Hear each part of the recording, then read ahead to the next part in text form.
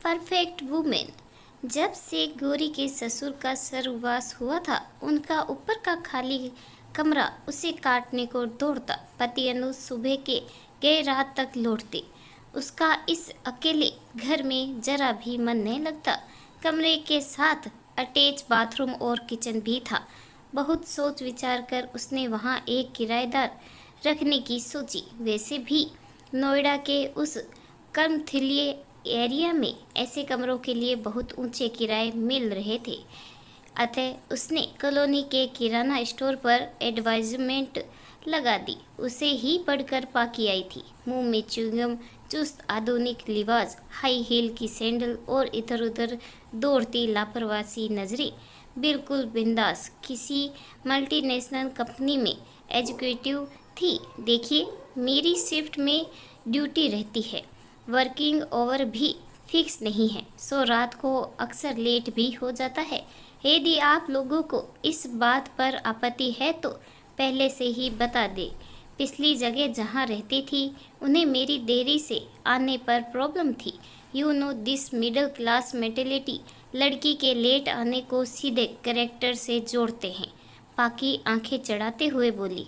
गौरी के कान खड़े हुए। वैसे भी पाकी गौरी की उपस्थिति लगभग नकारते हुए सारी बातें अनुज से ही कर रही थी, और ये बातें उन्हें जरा भी अच्छी नहीं लग रही थी, जैसे वो बात करने लायक ही ना हो।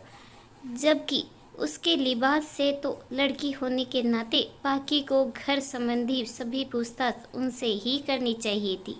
नहीं नहीं, हमें कोई प्रॉब्लम नहीं है। वैसे भी ऊपर का अलग अटैच है।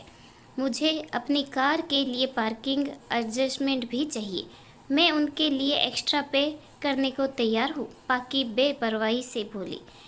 गिरी के भीतर संवाद चल रहा था। ओह, पैसे का बड़ा रोब है इसे। अकेली रहती है, देर से घर आती है, पित्ती भर की छोकरी, और अभी कार में चलती है। ऊपर से तेवर तो देखो। पता नहीं अनुज क्यों तेज तरार लड़की से इतने अच्छे से बात कर रहे हैं। चलता क्यों नहीं कर देते। वैसे भी ऐसी लड़की के रहने से चिंता कम नहीं होगी, बल्कि बढ़ जाएगी। हमारे पास तो टू व्हीलर है, हमारी पार्किंग में ही गाड़ी पार्क हो जाएगी। रूम के साथ किचन भी है। वेल, उसकी मुझे ज़रूरत नहीं। मुझे कुकिंग नहीं आती, मैं बाहर ही खाती हूँ। कैसी लड़की है, इतनी बड़ी हो गई है, लेकिन कुछ पकाना नहीं आता। मेरी माँ ने तो 10वीं तक आते आते सब सिखा दिया था।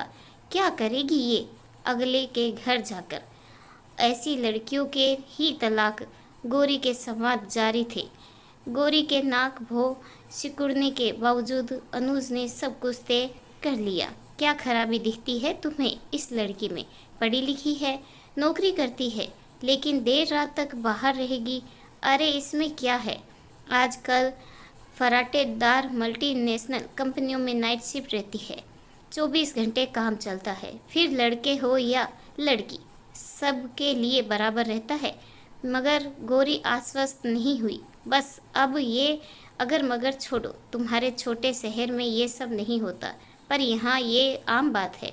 तुमने तो अपनी दुनिया बस घर ही की 4 दीवारी में समेट रखी है। कितनी बार कहा कि समय के साथ खुद को बदलो, कुछ बाहर के बैंक के काम सीख लो, तो मेरा थोड़ा बोझ कम हो, पर नहीं।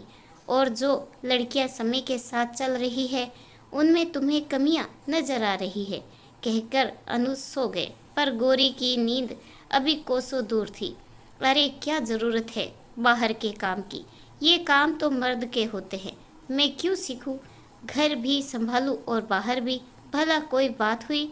गौरी अमन सी लेट गई। पाकी उनके घर शिफ्ट हो गई थी। उनका बिंदास बेपरवाह रवैया गौरी की आंखों की किरकिरी बना हुआ था अनजाने में ही, पर उनकी आंखें और कान पाकी के आने जाने की खबर रखने में लग गए कि वो कब आ रही है, कौन छोड़कर जा रहा है, क्या पहनना है आदि। पाकी सब समझने लगी थी।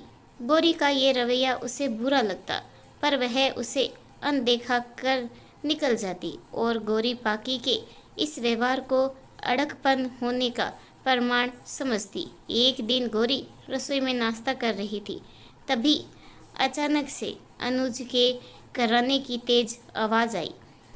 वह भागकर कमरे में गई तो पाया अनुज बाथरूम में फिसल गए थे। उनकी कमर में असहनीय दर्द था, वह उठ भी नहीं पा रहे थे। गौरी ने किसी तरह सहारे से उन्हें उठाकर बिस्तर पर लेटा दिया। घबराहट में उसके दिमाग ने काम करना ही बंद कर दिया था। कुछ नहीं सूझ रहा था कि क्या करे। गौरी, लगता है कुछ सीरियस बात है, अस्पताल जाना पड़ेगा। गौरी अस्पताल जाने के लिए ऑटो लाने के लिए घर के बाहर आई। तभी पाकी ऑफिस के लिए निकल रही थी। गौरी के चेहरे पर परेशानी देख उससे रहा नहीं गया और पूछ बैठी, क्या बात है, कोई प्रॉब्लम?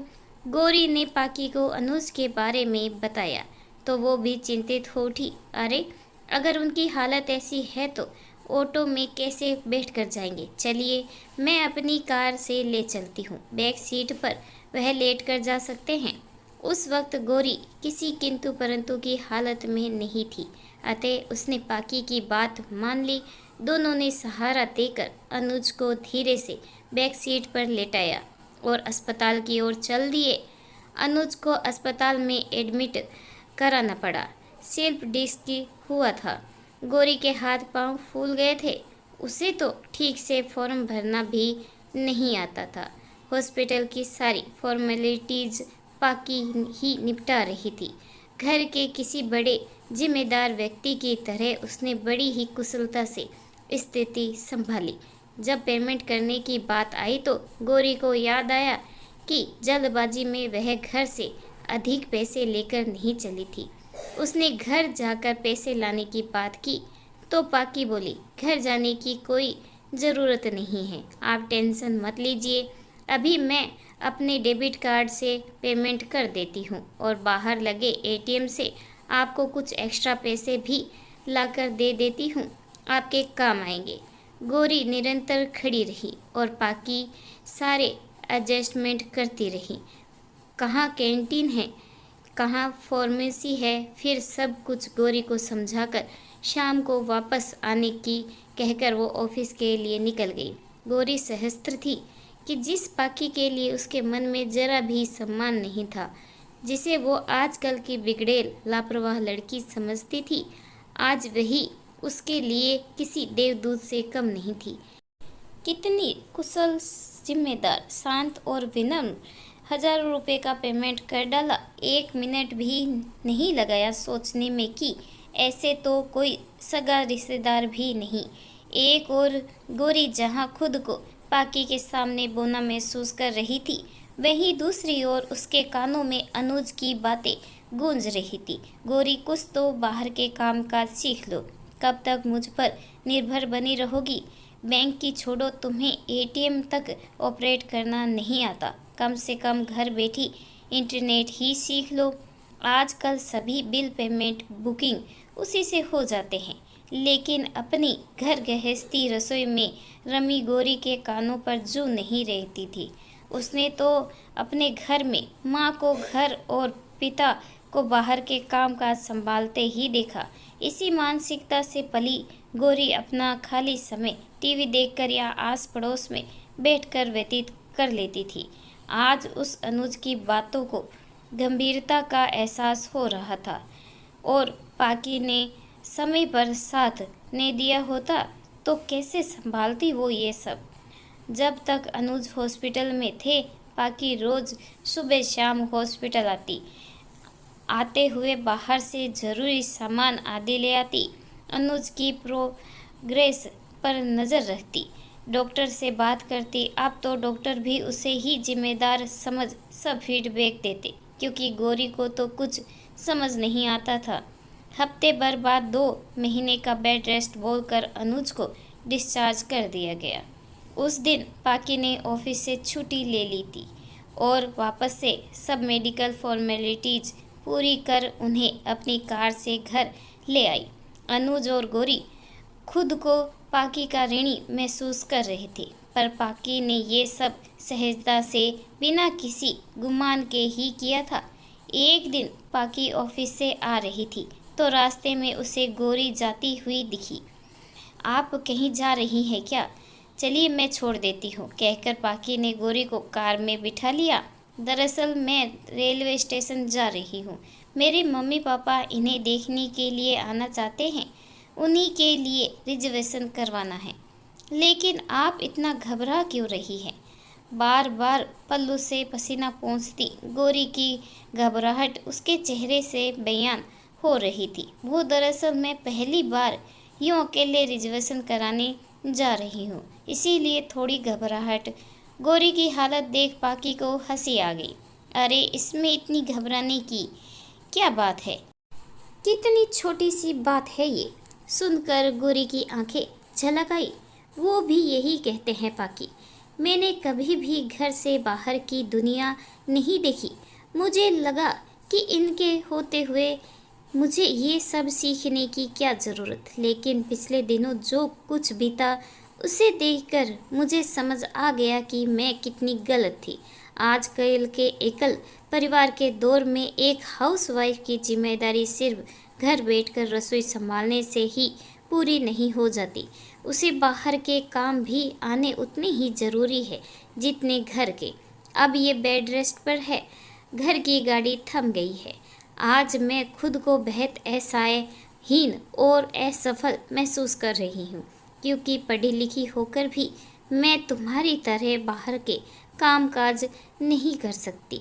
इतना सुनते ही पाकी ने गाड़ी के ब्रेक लगा दिए और यू टर्न लेकर घर की ओर जाने लगी। अरे कहाँ जा रही हो? मुझे रिजर्वेशन उसी के लिए जा रहे हैं। देखिए, जिस काम के लिए आप रेलवे स्टेशन जा रही हैं वो काम घर बैठकर इंटरनेट के माध्यम से भी किया जा सकता है, और वो भी बिना लाइन में लगे। और ये काम आज आप ही करोगी क्या? गौरी की आंखें चौड़ी हो गई। मगर मुझको कुछ नहीं आता। देखिए, आज से मैं आपको धीरे धीरे इस तरह के बाहर के सभी काम सिखा दूंगी, जिससे आपको कभी भी खुद को हीन या असफल नहीं समझना पड़ेगा। लेकिन इसके लिए मेरी एक शर्त है। वो क्या? आपको याद होगा कि मैं पिछले महीने कुछ दिनों के लिए घर गई थी। दरअसल मेरी सगाई हो गई है, शादी अगले साल होगी। अब मुझे ये सोच सोचकर पसीने आ रहे हैं कि शादी के बाद मैं घर कैसे संभालूंगी। कभी कुछ नहीं सीखा और बिना कुछ सीखे जाने शादी कर ली तो मैं भी आपकी तरह ही खुद को हीन या असफल में समझने लगू जाऊंगी। तो बस यही शर्त है। धीरे धीरे आप मुझे थोड़ा बहुत घर और किचन के ज़रूरी काम सिखा दीजिए और मैं आपको बाहर के। इस तरह हम दोनों हो जाएंगे परफेक्ट वुमेन। पाकी ने हाथों से माधुरी दीक्षित के स्टाइल में इशारा कर कहा तो गौरी की हंसी फूट पड़ी। सीखने सिखाने का जो सिलसिला उस दिन से जारी हुआ था वो आज तक कायम है। अब उस घर में एक गृहिणी और एक वर्किंग वूमेन नहीं बल्कि दो परफेक्ट वूमेन रहती है। इस कहानी के बारे में आपकी क्या राय है कमेंट करके ज़रूर बताइएगा। कहानी अच्छी लगी हो तो प्लीज़ लाइक करें, चैनल पर नए हो तो सब्सक्राइब करना बिल्कुल ना भूलें। कहानी सुनने के लिए आपका बहुत बहुत धन्यवाद।